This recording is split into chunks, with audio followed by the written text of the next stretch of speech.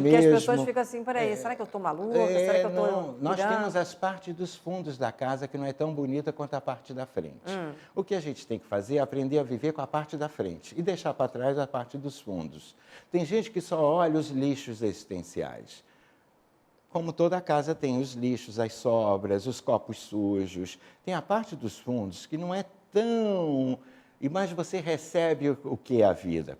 Você recebe quem você ama pela parte da frente. Então, nós temos que colocar na nossa personalidade, para receber a vida que vem todo dia, ou receber quem amamos, a nossa parte da frente, porque vai ter uma parte neurótica que, se você conseguir colocá-la e não viver através dela, você conseguiu a perfeição da vida. A análise é isso. O consultório traz esse trabalho, reconciliar com seus aspectos limitadores, difíceis, e não fazer desses aspectos dominantes em você, colocá-lo nos fundos e viver com essa parte mais favorável à sua existência.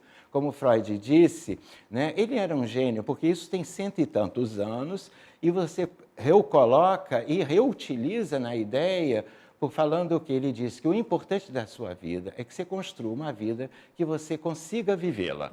E que você consiga, então, amar e trabalhar de algum modo. Olha só, a coisa, no fundo, é simples. Se a gente parar para pensar, olha o que você disse agora. Faça uma vida que você consiga vivê-la, amar e trabalhar. É muito simples. Então, por que a gente complica tanto? Porque nós achamos como um projeto de edição tecnológica. Ah, tá. A gente tem aquele delírio, aquela ideia de quem nós seremos. Das fantasias. E, de repente, você já tem uma vida que você é capaz de viver. Então, você conseguiu a sua grande jornada existencial, não é? É como Aquiles, tem seu calcanharzinho. Ele era um herói, mas tinha o seu ponto fraco. Qualquer vida que você projete tem o seu ponto fraco. Nenhuma vida é só pontos fortes. É verdade. Como uma relação também. Manuel, a gente vai ter para o intervalo. Você tem uma receita de felicidade, né? Que parece até um pão de queijo. Eu quero que você dê essa receita e vamos falar sobre felicidade no próximo bloco, tá bom? Tá bom. Nós voltamos já já com o Manuel Tomás Carneiro aqui na Casa de Cultura Julieta de Serpa.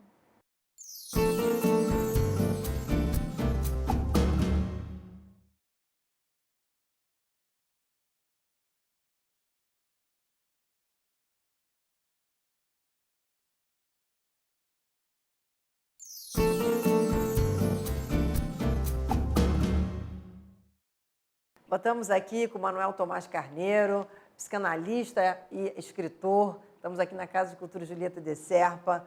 Estava brincando que você tem uma receita que parece pão de queijo, mas é receita de felicidade. Eu estou com ela aqui, eu quero saber se você sabe ela de cor. Foi numa crônica, né, que você fez isso. Foi numa crônica que eu publico no meu blog. E eu... Fez muito sucesso essa sua receita. Eu não solou o bolo, não, né? O bolo da felicidade não saiu solado. Não. Mas vamos lá, o que tem essa receita? Na verdade, eu escrevi isso porque as pessoas, elas não sabem justamente, elas pensam que a felicidade do mago, do psicanalista, é uma felicidade que já está pronta. É um privilegiado. Isso olha, para você, acha, o Manuel é muito feliz, está resolvido, sabe tudo, não tem problemas na vida. Quando sai uma aula, nossa, baixou um santo, você é um inspirado, não teve processo nenhum. E eu pensei, a humanidade não sabe gostar de trabalhar a felicidade, porque ela acha que a felicidade verdadeira é aquela que veio pronta. Então, que ela, se vai ter que lutar para construir ou aprender a ser feliz, já é alguma coisa que não é como o mago. E a felicidade tem essa receita de que é o quê? É quase um trabalho de disciplina, de você aprender a olhar. Primeiro, você tem que colocar o quê? Como numa receita, você põe ingredientes. Não é? Não vou falar exatamente na ordem. Não, mas eu tenho ela aqui para quem quiser.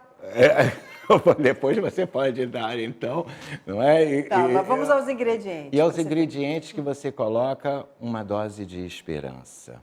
Você, quando imagina alguma coisa, você tem que começar com a dose de esperança. Depois você coloca o quê? Você põe algumas colheres de desejo. Você tem que desejar alguma coisa. Porque as pessoas são muito vagas. Eu quero ser feliz. Isso é muito vago. Você quer feliz em quê? Isso eu acho uma coisa muito importante que você está falando agora. Eu quero ser feliz. As pessoas sempre dizem isso, mas é isso aí. Em que você quer ser feliz? Feliz. Mas Foco. feliz em tudo, o tempo Foco. todo?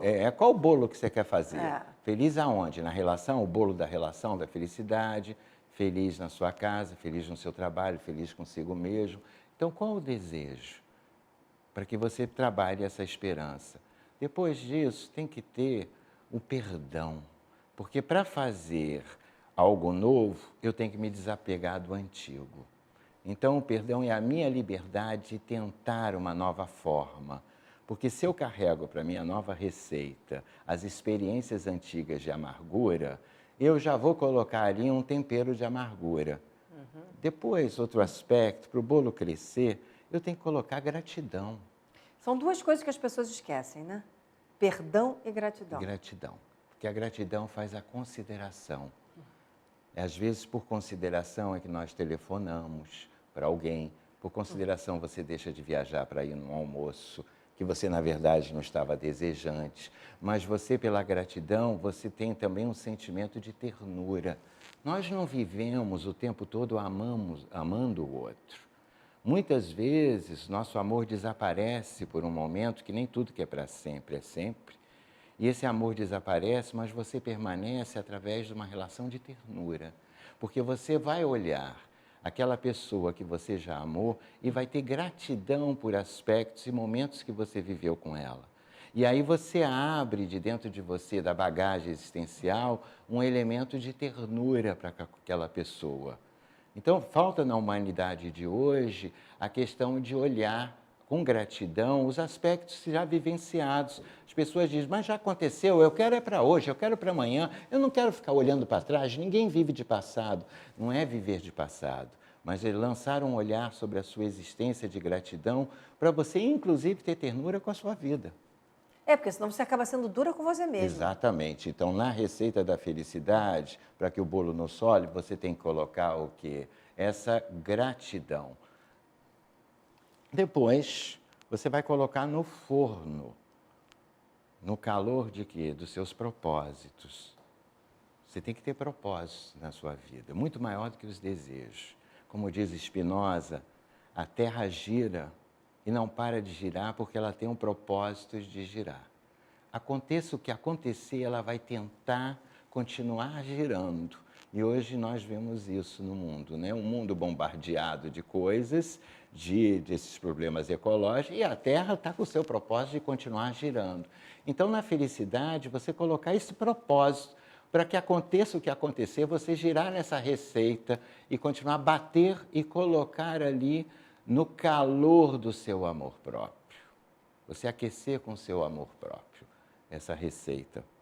Essa receita de felicidade, todo mundo pode fazer na vida, aprendendo a olhar as questões dos ingredientes que não são supérfluos e nem que pode abrir mão. Não dá para negociar nessa receita. Não, não dá para negociar. E você está falando aqui, eu já estou vendo um bolo lindo saindo de cada uma das pessoas que estão nos assistindo aqui, porque eu acho que essa receita tem que ser cultivada realmente. Você falou uma coisa que também me chamou a atenção, que propósito, né? As pessoas confundem propósito com desejo. Muito diferente, porque o desejo é algo do momento. Eu estou com desejo de ir ao cinema, mas qual o seu propósito de vida? Às vezes a gente vai ao cinema, almoça fora, janta fora e carrega um vazio. Você não sabe por que lutar. Você tem que ter um propósito na vida. Toda vez que o meu propósito, por exemplo, eu estabeleci que tudo que me fez bem, então aconteça o que acontecer, eu vou estar ali. Como eu já passei por perdas brutais e, no entanto, eu não perdi a mão dos meus propósitos. Porque, na verdade, os nossos propósitos são como cordas que nós temos que segurar. Quando uma arrebenta, se nós não encontrarmos outro propósito, nós vamos cair no corpo de dor. Por isso que nós caímos em depressão. Quando nós soltamos as cordas dos propósitos, elas podem arrebentar. Mas você tem que estabelecer um novo propósito para não cair no corpo da sua dor. Quer dizer, isso aí, o propósito é o que nos defende da depressão. Exatamente, porque você tem uma continuidade, uma razão para continuar girando. E o que pode ser esse propósito, em linhas gerais? O que pode Você ser? pode ser por etapa, fases da vida. Quando uma mulher, por exemplo, tem um filho, ela pode estabelecer que aconteça o que acontecer, ela vai girar em torno da maternidade. Depois, quando esse filho crescer, ela vai encontrar um novo propósito. Os propósitos podem se modificar, mas uma razão pela qual você possa dizer que é essa a sua finalidade de estar lutando. Porque às vezes a gente não luta porque não sabe mais o propósito da vida, como certas pessoas vão deixando para trás as coisas. É a questão do aposentado.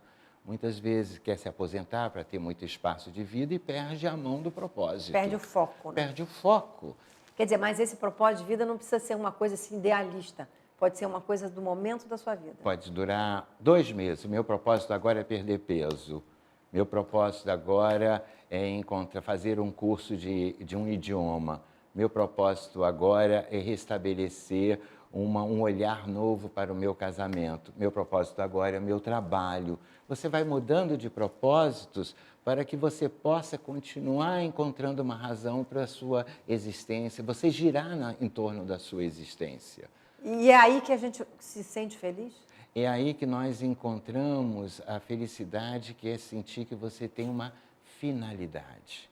Sem um sentido, é como um caminho. Para onde eu vou? Você tem um carro, está cheio de gasolina, mas para onde eu vou? Mas isso não é o mais difícil, as pessoas acharem que elas têm um sentido de vida? Muito difícil encontrar, porque também elas ficam esperando um sentido muito magnânimo. E os sentidos da nossa existência estão no nosso cotidiano, nas pequenas coisas que fazem sentido para você. Nós somos um carro cheio de combustível, que é a libido. Nós temos que ter, para usar isso, uma direção. Pois é, mas as pessoas não tendem a colocar, não, a minha vida tem que ter um sentido, parece que é uma coisa enorme que a pessoa tem que adquirir. O sentido maior é a junção dos pequenos sentidos que você estabeleceu. Bom, isso eu acho importante a gente falar aqui, para as pessoas não pensarem, mas vem cá, eu tenho que ter um sentido na vida. O que é sentido na vida? Pode parecer uma coisa muito grandiosa, não? Não é um sentido tão filosófico assim. Mesmo Nietzsche colocava que nós temos que ser super-homens, mas super-homens em pequenas frações de segundos. Isso é muito interessante. É verdade. Não é? Então, o que é o ser super-homem? Quando você é pequenininho, qual o seu sentido? Andar de bicicleta. Depois você ultrapassa aquilo, tirar uma roda, tirar outra roda. Depois eu entro no colégio, depois eu estabeleço a minha primeira viagem. E a vida, você vai colocando planos para que você possa usar o seu caminho. Freud tem uma imagem maravilhosa, que muita gente pensa que não é de Freud, tão simples que ela é, que nós somos trem, como uma Maria Fumaça. Ah, então peraí, a gente vai começar vai falar um pouco sobre isso no próximo bloco, tá bem? Tá bom. Então. Freud diz que nós somos trem que nem uma Maria Fumaça. No próximo bloco, aqui com o Manuel Tomás Carneiro.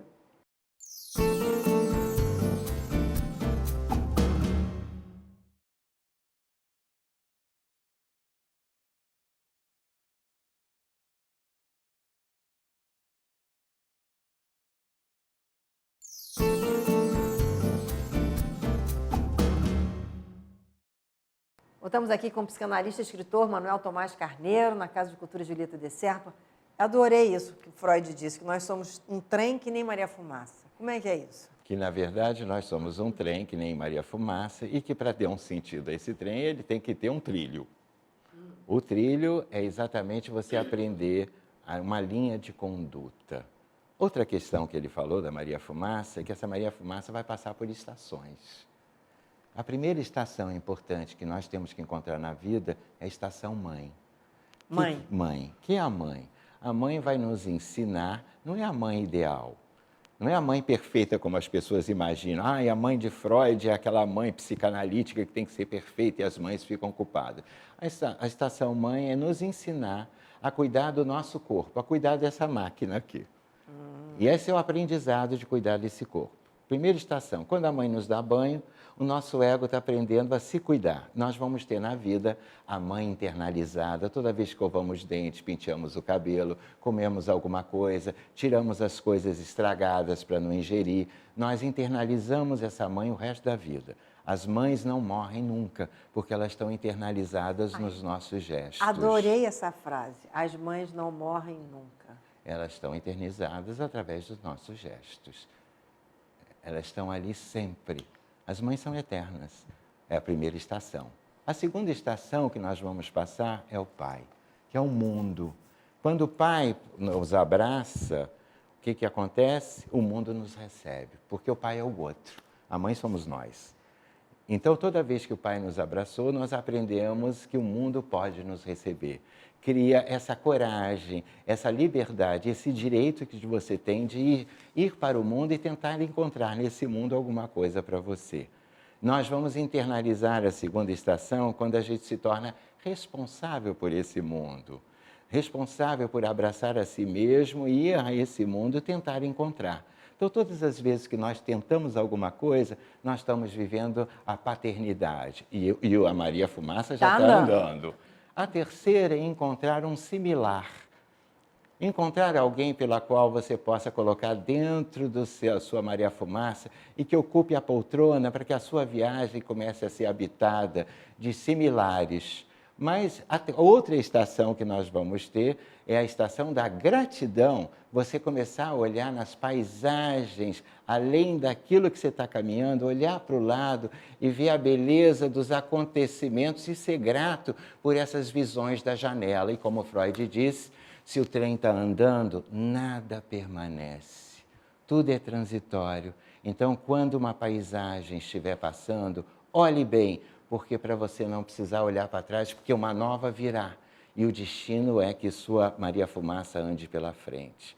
A vida é isso, cuidar do nosso corpo, ir para o mundo nesse Deus Pai que está ali dando esse mundo todo como Criador. E nós podemos pegar ali as nossas pontes de satisfação, pescar o peixe que vai nos alimentar existencialmente, encontrar o similar para fazer da nossa viagem não uma viagem solitária e aprender a olhar as paisagens que nós vamos encontrar e que elas passam. Como isso é poético, hein? É lindo, Freud é altamente poético e viver é uma poesia. Viver é uma poesia. Uma a gente poesia. tem que aprender a olhar a vida sempre com os olhos de poeta, né? E não deixar que a Maria Fumaça pare no meio do caminho.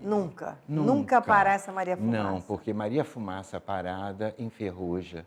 E a nossa libido precisa de movimento para não gerar tensão. Por isso que o movimento é a energia que vai sair lá pela Maria Fumaça para a gente dizer assim, piuí, que é o sorriso de felicidade. Olha, você falou tão bem aqui e traduziu isso com imagens tão bonitas, viu, Manuel? Maravilhoso. Muito obrigado, Nós estamos chegando no final do programa e eu preciso fazer uma última pergunta para você. Quem é Manuel Tomás Carneiro? Manuel Tomás Carneiro é uma pessoa que um dia decidiu que ia ensinar as pessoas a viverem. Tudo que eu aprendi me fez tão bem. Tudo aquilo que eu achei que as pessoas, que eu não sabia, e que me deu liberdade e fez com que eu não saísse dos trilhos, e fez com que eu aprendesse com as estações mãe, pai, em que eu não paralisasse, eu queria que as pessoas fizessem as suas viagens existenciais. Por isso que há 25 anos atrás, quando eu tinha 30 anos de idade, eu criei esses cursos, em que eu faço essa trajetória, que não tem como objetivo curar pessoa alguma, mas que possam essas pessoas entender todos os recursos que nós temos dentro para